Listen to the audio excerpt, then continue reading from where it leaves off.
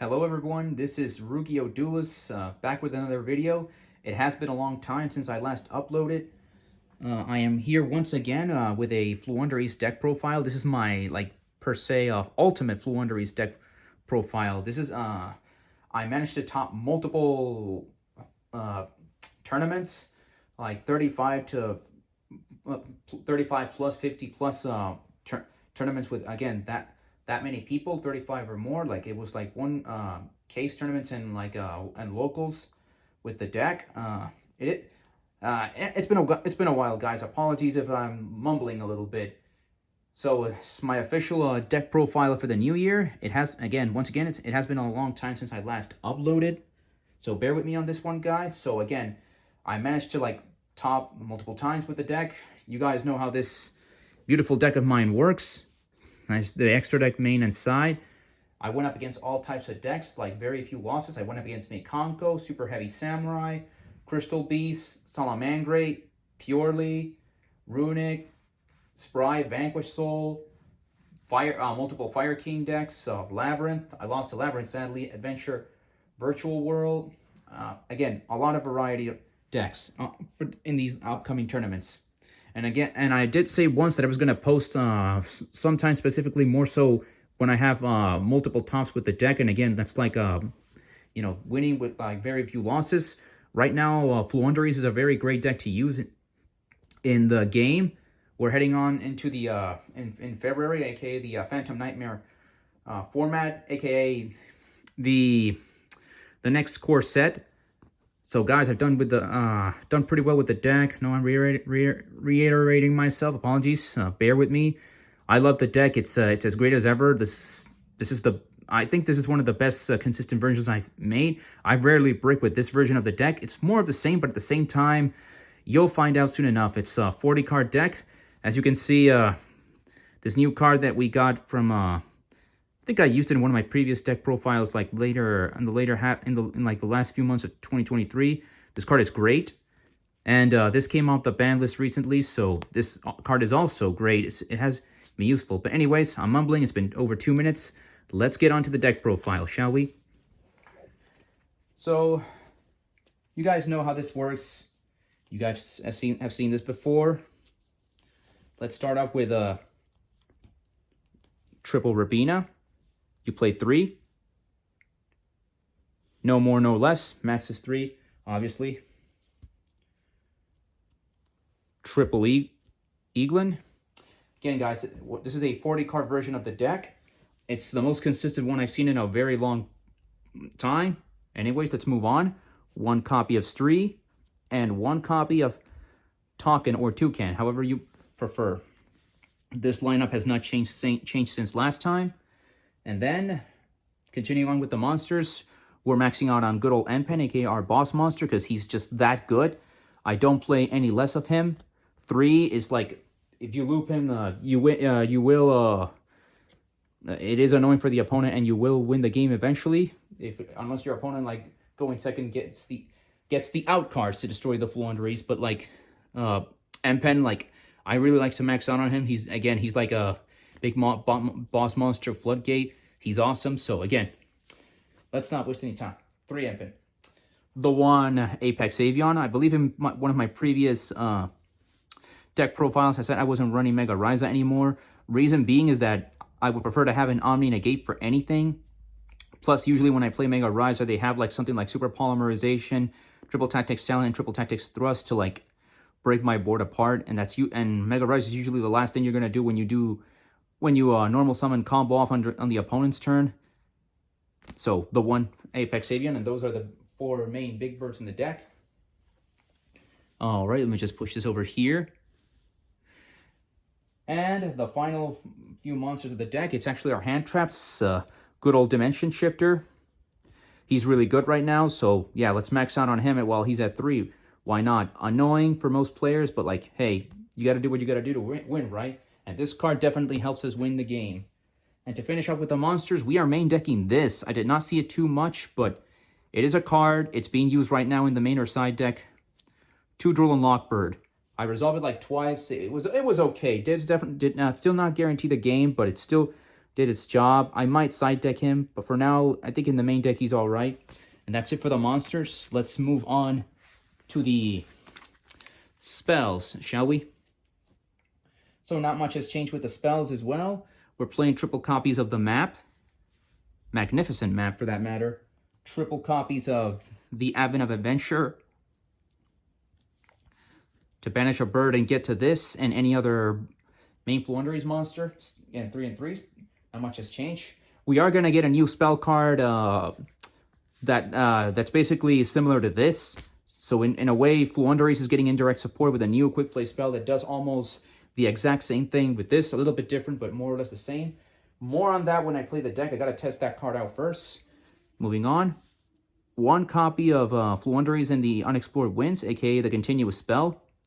One, you don't want to break, so you just play the one continuous spell. Moving on, we are playing triple copies of Pot of Prosperity. You have to play this card. It just makes the deck much more consistent and great. I'm surprised that this card did not get touched on the last 2 ban lists. Like, I'm really shocked. Thank you, Konami, for keeping this card at 3. I really love it. I'll keep using it and abusing it until you choose to touch it. So, nah. It was your choice, Konami. Then we are playing triple copies of Pot of Duality, which is this, a little bit weaker, but it does the job right. They're so good if you open up both of them going first or second and you resolve them. Like, you should be able to get your combo pieces guaranteed 9 times out of 10. Then the one Called by the Grave for Ash, Valor, Droll, and any other obscure hand trap. And this card has guaranteed me so many games in these like recent tops. One copy of Dimensional Fisher. This card is so good right now. Going first or second for the most part. You activate this, they can't draw you. Everything gets banished. It is annoying. Fire King, the latest meta deck right now in the format. Like, it's very vulnerable to this card. And again, I tried playing... I used to main deck 2, but I cut it down to 1, and 1 is more than enough. It's a 40-card build. You'll see it often than not. I'm actually shocked by the fact that I managed to see this card consistently throughout the tournament going first. It's ridiculous. So this is like you're out to like any hand traps in a way, more so Droll. This does not get around Ash, but still, it is annoying for the opponent. Then, continuing from there, I have a love and hate relationship with this card, but recently it's been doing the job okay. One copy of Triple Tactics Talent, and 2 copies of this. I bumped this back to 2. It's actually been working out pretty well. I think it only bricked once, but I am main decking 2. This card is just, it's just that good. It can get you to most of these cards. Again, they're all normal spells, minus a couple of these. And yeah, hard ones return, but still, if you can get to this card and resolve it, going first, and get to a certain card that we'll be going over here, I think everyone knows what it is, then you are pretty much guaranteed to win the game 9 times out of 3, or at least break your opponent's board. Finishing up with the spells, 1 copy of Blizzard. This card is very, very good, very versatile. For Fire King Island, if you go first, you activate this. They can't activate Island. For Runic Fountain, like, same thing. For, let's see, against Centurion, this card, like, negate their field spell. That way they can't synchro summon and do a lock on you. So, great card, good tech card. So far, it has not been breaking. It's been pretty okay. So, I think I'll keep it main deck for now. Just 1 copy. It is hard once per turn, but it's a very cool tech card. Final spell in the main deck, the 1 Harpy's Feather Duster for back row. Labyrinth is still out there, and any other obscure back row deck.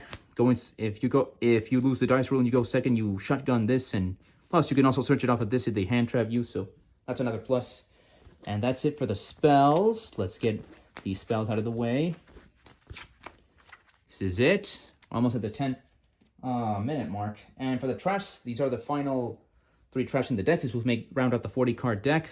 The 1 Dreaming Town. Some people run 2. Most people just run 1. I'm still just sticking to 1. 1 is more than enough.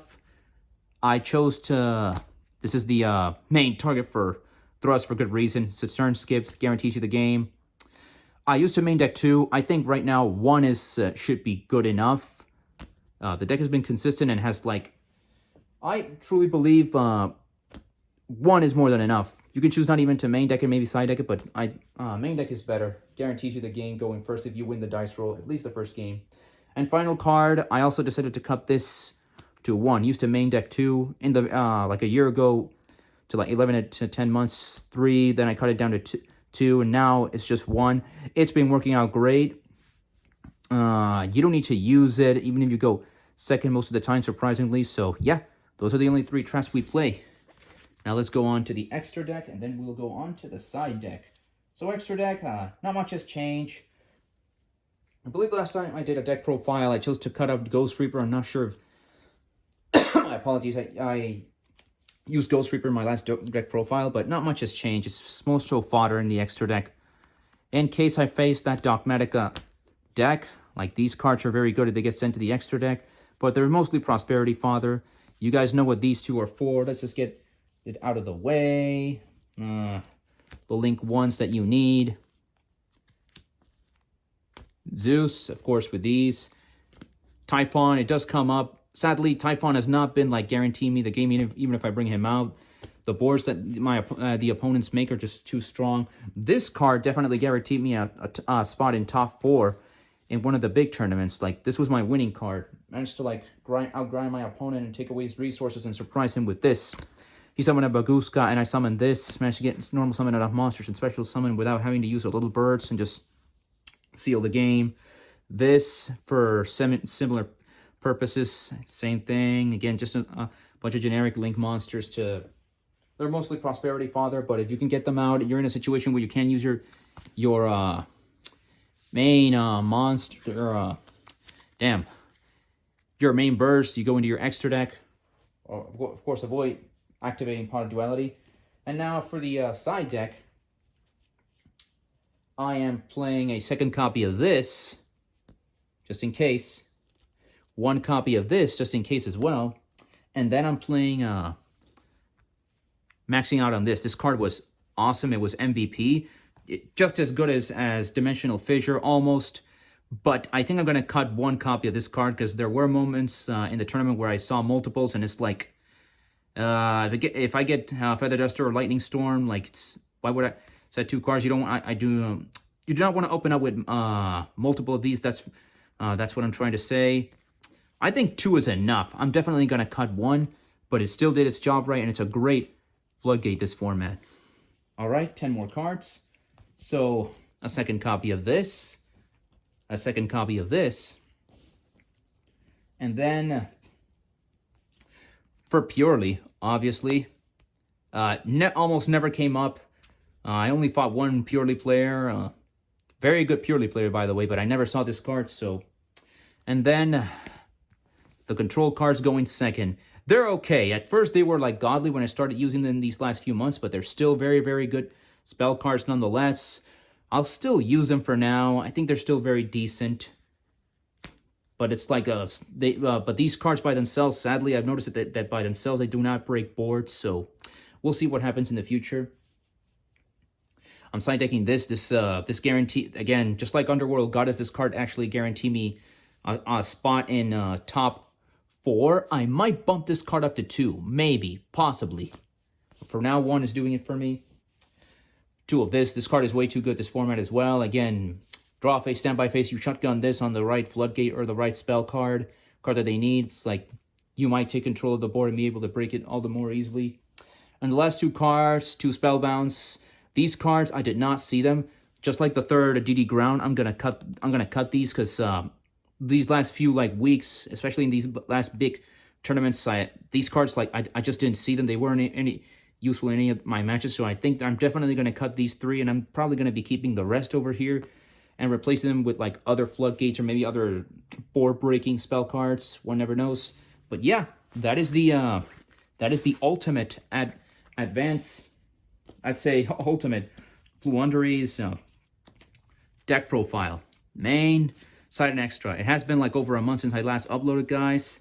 But again, I'm trying to win in big tournaments, big events. That's not an easy thing to do. I'm not the best player in the world, but I tried. And this is one of 2 decks that I own that I really love. Right now, it's very good to play it. So again, this is my ultimate Floowandereeze deck profile. More updates later. I'll see if I can top an OTS tournament shortly, or a regional. It might take a while, probably a month or over a month. But again, just wanted to upload this because it has been a while. I love this deck so much. I love Yu-Gi-Oh! That's it, everyone. This is Yu-Gi-Oh! Duelist's updated 2024 Floowandereeze Deck Profile. So that's it. That'll be all. Play if you can.